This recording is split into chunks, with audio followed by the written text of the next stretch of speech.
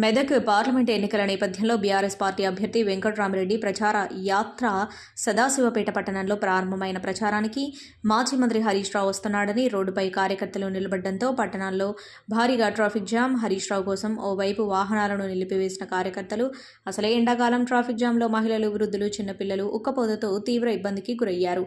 విషయం తెలుసుకున్న పోలీసు సిబ్బంది వెంటనే ట్రాఫిక్ను నియంత్రించే పనులలో నిమగ్నమయ్యారు.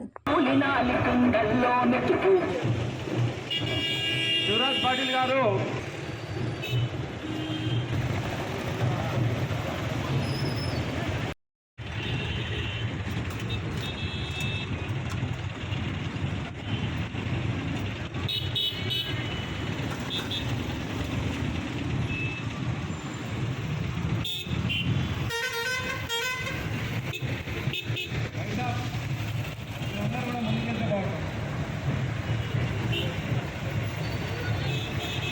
మన పేదలపై ఆశాజ్యోతి లేఖవ నాయకులు మాజీ మంత్రివర్యులు అన్న వారికి స్వాగతం, సుస్వాగతం.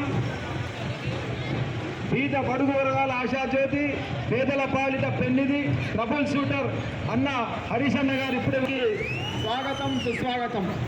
జై